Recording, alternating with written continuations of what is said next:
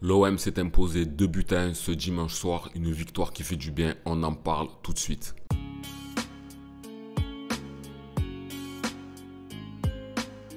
Salut les gars, j'espère que vous allez bien. Ça fait vraiment plaisir, l'OM renoue avec la victoire en championnat, ça fait vraiment du bien, ça faisait longtemps que ça ne nous était pas arrivé, plus précisément depuis le 10 mars, et en plus on a battu une équipe qui est devant nous au classement. Donc c'est une victoire sur laquelle on a fait une bonne opération et qui va nous mettre vraiment de la confiance avant d'affronter l'Atalanta Bergame en demi-finale de la Coupe d'Europe. Donc c'est déjà de très bon augure. Si maintenant on rentre dans le match en lui-même, ça n'a pas été un match transcendant et flamboyant, mais le résultat est là. À ce stade de la saison, c'est difficile de faire de la grosse performance et d'être bon pendant les 90 minutes, sachant qu'on a beaucoup joué, que les organismes sont mis à rude épreuve.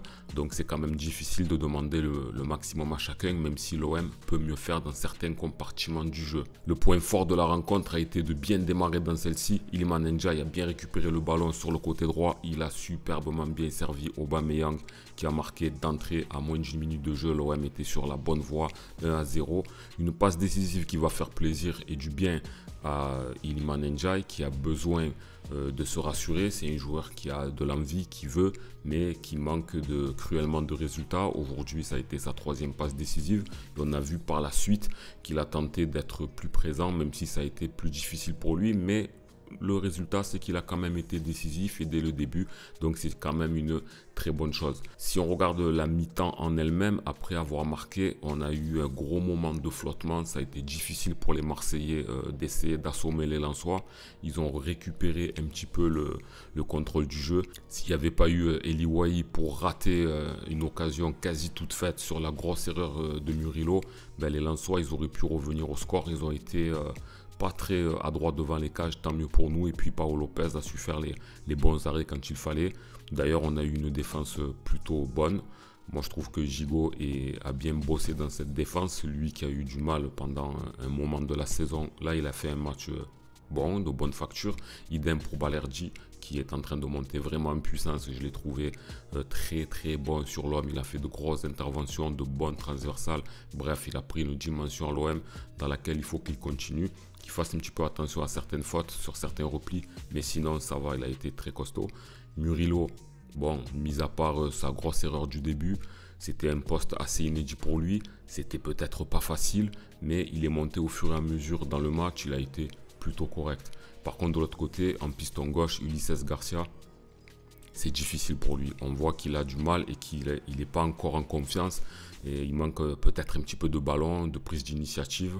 Il est souvent perdu sur le terrain et offensivement, il ne donne pas vraiment de très bons ballons. Donc, il faut faire attention. De l'autre côté, Klose, moi, je l'ai trouvé assez volontaire dans le fait d'aller de l'avant. Mais il a été quand même assez brouillon dans le match. Il n'a pas réitéré la performance qu'il a pu faire face à Nice. Amin Harit, je l'ai trouvé assez effacé dans la rencontre, bien qu'il ait fait de bonnes choses défensivement. On le voyait sur le terrain qu'il était plus bas, ça devait être des consignes de Jean-Louis Gasset.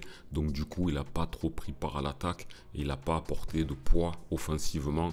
Donc c'est un petit peu dommage, même si défensivement ça a été bien. Pape Gueye, au début de la rencontre, je ne l'ai pas trouvé trop brillant parce qu'il avait du mal à trouver ses coéquipiers. Je trouvais même qu'il avait un petit peu du mal à se positionner sur le terrain, mais il est vite monté en puissance et a pris son rôle. Il a été très bon, surtout offensivement. Il a commencé à casser des lignes, à bien apporter le danger. Il a su profiter d'une belle offrande d'Aubameyang. Il a fait la différence parce qu'il fallait quand même le mettre. Il a mis un but décisif qui donne 3 points à l'OM. Donc Pape Gueye, je trouve qu'il est bien monté en puissance et qu'il a été bon dans l'entrejeu. En ce qui concerne Jordan Verretou, il a été bon comme il sait le faire depuis le début de la saison. Par contre, je ne l'aurais peut-être pas laissé autant sur la pelouse, sachant qu'on avait quand même des échéances à suivre, que c'est un des joueurs les plus fatigués dans ces dernières semaines. Je l'aurais peut-être sorti un petit peu plus tôt, mais il a apporté son allant positif en attaque. Il a eu encore quelques positions de frappe qu'il n'a pas pu cadrer, mais globalement, il a été pas mal du tout. Iliman Ndiaye, on en a parlé, il a été volontaire, mais trop effacé par la suite. C'est sa passe décisive qui sauve un peu son match, mais il devrait pouvoir quand même mieux faire. On voit qu'il a des possibilités, mais il faut qu'il réitère des actions positives un peu plus souvent et qu'il soit un peu plus régulier. Et Pierre-Emerick Aubameyang, bien évidemment. S'il n'était pas là, je ne sais pas combien de points on aurait cette saison. Je ne sais même pas si on en serait à ce niveau en Ligue des Champions. Donc il a eu des débuts difficiles, des débuts irréguliers, mais force est de constater qu'il est là. D'ailleurs, comme on peut le voir, il est à 27 buts cette saison, toutes compétitions confondues, et il est en train de se rapprocher d'un certain Didier Drogba, qui lui, il y a 20 ans tout juste, était à 32 buts. Mais il faut quand même signaler que Didier Drogba avait la Coupe de la Ligue en plus, donc je ne sais pas s'il a marqué dans cette compétition à l'époque. Aubameyang a une compétition en moins, il reste encore quelques matchs à Aubameyang pour tenter de détrôner Didier. Et ça fera vraiment plaisir pour lui parce que, comme on disait, début pas facile, jugé et critiqué sur son âge, et au final se rapprocher de Didier Drogba qui avait laissé un très gros souvenir à l'OM. Ben, ça fait plaisir et on va souhaiter pour lui qu'il le rattrape, parce que s'il le rattrape et qu'il le dépasse, ça voudra dire qu'il aura brillé sur cette fin de saison et sûrement en Coupe d'Europe. Au classement, l'OM fait une bonne opération, on remonte à la 7e place. Il faut faire attention à Lyon qui nous colle au basque, ils ont battu Monaco ce soir, donc ils sont toujours dans la course avec nous. C'est aberrant de penser ça quand on se dit qu'ils étaient derniers pendant une grosse partie de la saison, donc attention à eux. On est à quelques points de lance, on n'est pas très loin et on peut, si on est sérieux, attraper la 6e place à condition de faire de bons résultats lors des 3 derniers matchs. On va jouer contre Lorient, Reims et Le Havre, des équipes normalement à notre portée, mais il faudra voir dans quel état on se trouve, surtout avec la Coupe d'Europe au milieu, et se méfier de chaque adversaire parce que par exemple Le Havre a fait un gros match nul face au Paris Saint-Germain samedi soir en les privant du titre sur leur pelouse. Donc se méfier de tout le monde, bien récupérer physiquement et continuer comme ça. Voilà, c'était pas un match époustouflant. Bon, on a quand même battu une équipe qui est devant nous au classement. On a renoué avec la victoire et on prend confiance avant l'Atalanta.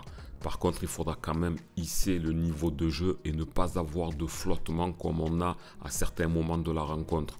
Parce que dans des moments comme ça, face à une équipe motivée, il faudra bien se méfier des Italiens parce que eux aussi sont là pour chercher la qualification pour la finale. Donc l'OM peut le faire, mais il faudra avoir l'efficacité qu'on a eue face à Lens, mais avec un jeu beaucoup plus constant, beaucoup plus régulier sur toute la partie. Voilà les gars, n'hésitez pas à me dire un petit peu ce que vous avez pensé de la rencontre, quels sont les joueurs qui sont sortis du lot. Je sais que vous allez me dire Aubameyang, mais à part lui, j'aimerais bien avoir votre avis. N'hésitez pas à liker la vidéo, à vous abonner, à partager. Je vous dis ciao, à la prochaine. C'était Karim Diouf.